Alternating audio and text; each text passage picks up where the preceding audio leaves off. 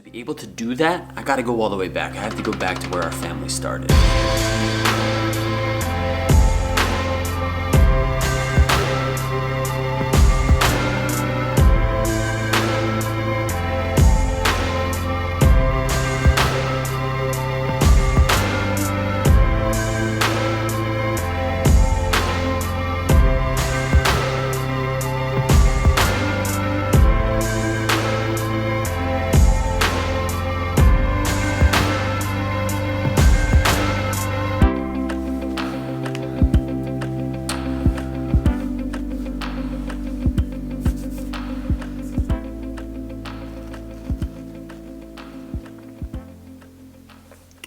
What's up, guys? Welcome back to another vlog. Now let's start with the obvious difference in the channel, and that's the name change, the aesthetic change, profile picture, banner, things like that. May seem like a very simple change to you guys, but it actually means a lot more to us than what you think. But that's why I'm going to be adding context as to why that change was made.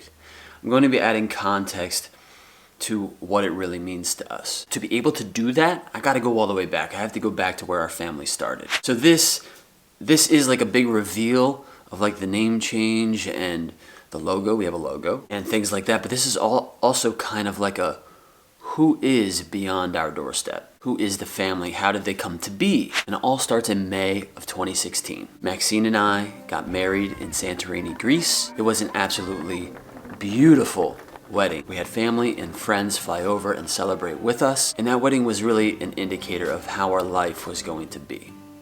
Different. Then, December of the same year, we buy a new house, and we are absolutely ecstatic because we have rooms to fill, and we can start our family. So we become certified foster parents in June of 2017. For us, it was actually a pretty quick process. Typically, it takes months on end, but we actually got certified in like a month or two. And then once we became certified, 1 month later, we received a call. And this call was for a sibling group of 3. They were 4 years old, 2 years old, and 11 months old. Aiden, P, and Connor. And we were lucky enough to become their foster parents. Now, trust me, going from 0 kids to 3 kids is a shock to the system. But again, this was just another indication of how our life was going to be. Different. But not even 1 month after that, we received another call. And we were told that Aiden, P, and Connor had an 8-day-old baby sister in the hospital, Elliot. And our response? When can we pick her up? Now we have suddenly become this family of 6, and with every emotion running through our bodies, we felt love, we felt blessed. Now fast forward about a year to October 2018, and our first biological baby is born, Henry.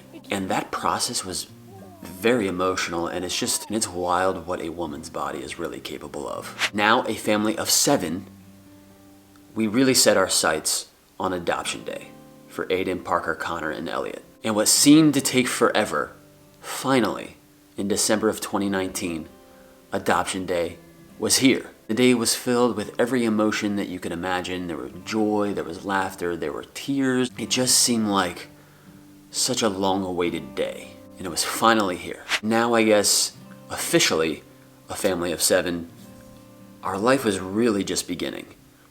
And I don't think we really understood what that meant. Because, boy oh boy, was it just beginning.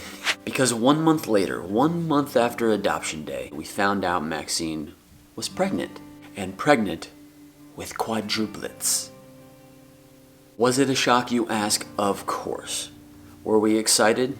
Of course. Are we crazy? Probably. So as her pregnancy was moving along, she hit some complications, as you commonly do when you have multiples.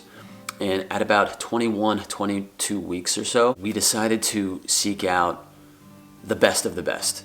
Like the absolute best doctors that you could possibly find in this field. Somebody who has experience with triplets and quadruplets and quintuplets and just has delivered thousands of multiples. So Maxine was actually a part of a multiples Facebook group, and all of them were saying, Dr. Elliot in Phoenix, Dr. Elliot, Arizona, Dr. Elliot, Dr. Elliot, Dr. Elliot. The day we heard about Dr. Elliott in Arizona. Maxine got his phone number from a lady in the group. She texted him. Immediately he texted back. And the next day we were flying out to Phoenix. And she was in inpatient care from that point until the end of her pregnancy. Because we were not going to take any chances. We wanted to give the quadruplets every best possible chance to survive. So that was in mid-May of 2020 that we flew Maxine out to Phoenix. Now, a month and a half later, on July 1st, me, a 2-year-old Elliot, and a 1-year-old Henry made the road trip from Pennsylvania, where we lived at the time, to Phoenix. We are going there to meet up with the wife, who is, as most of you know, pregnant with quadruplets. She's out there with a specialist in Phoenix. So we are driving out there to meet her so that we have a car there. And it's obviously me. Toots. And Henry. And all of our stuff. Because it was getting to the point where she was showing signs of the babies were going to be here soon. So we made a decision to bring our 2 youngest at the time with us, and our 3 oldest stayed home in Pennsylvania with family. We didn't really know how long this was going to be. Obviously, the quadruplets had to be in the NICU afterwards because they were going to be premature.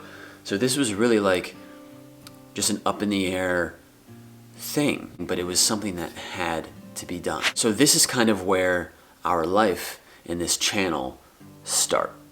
This is where it collides. The very first time that I started filming was on July 1st, 2020. I started documenting our road trip because I figured it was a fun thing to do, just to document our journey, but also give updates on Maxine to family and friends, and I just uploaded them on like Instagram or something. And throughout this week, people kept saying, why don't you upload to YouTube? Start a channel, put it up on YouTube. And that's really where the birth of this channel came from. So we get to Arizona. We have many vlogs from then, so I'm not going to get into a whole bunch of details about that, but the quadruplets are born. They spend about a month in the NICU in Phoenix, and then we fly them home in an air ambulance to Pennsylvania, and they spend another few weeks in that NICU. But then they come home.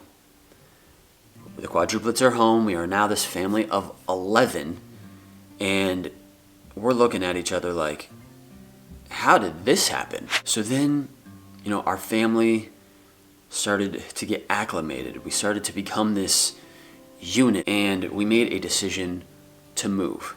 We decided to move to New York. We wanted more land. We wanted a larger house for more space at the time, and more land for the kids. So we found this house, this beautiful home in New York, 20 acres, and we started somewhat of a homestead. And we loved our animals.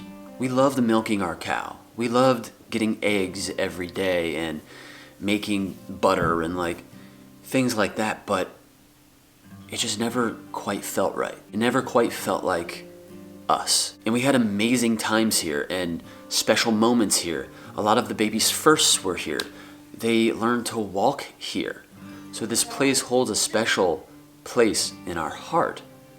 But it's time to move on. And that brings us to the present day, where we are right now, 1 week from today, leaving on an adventure of a lifetime, an adventure around the world. But that brings me to the channel.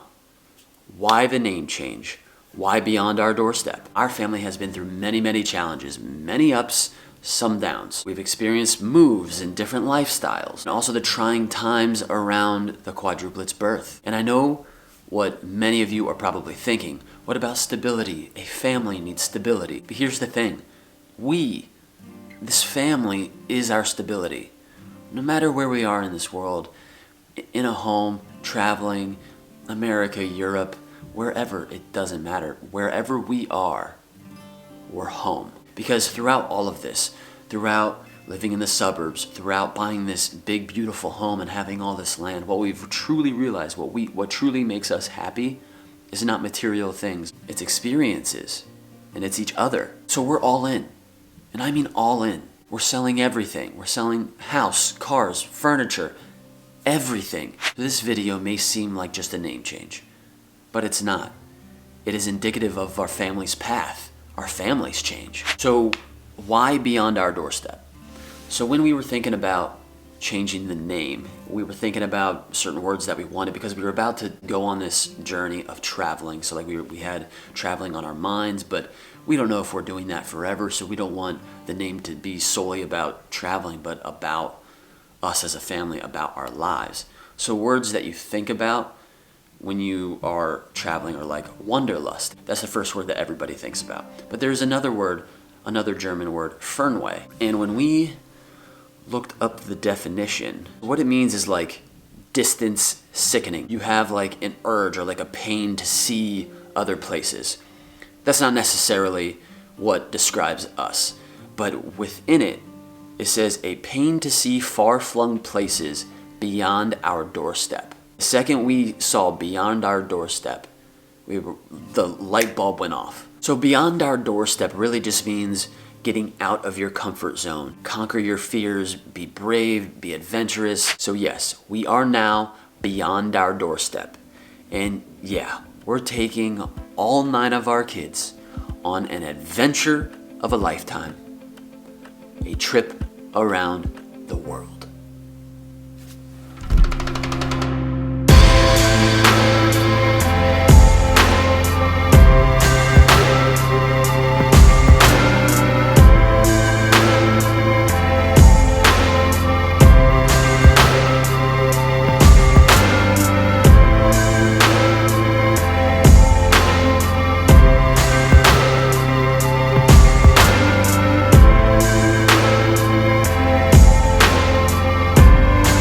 I was actually hoping to do this with Maxine, but she's not feeling very well, so she's sleeping in a little bit.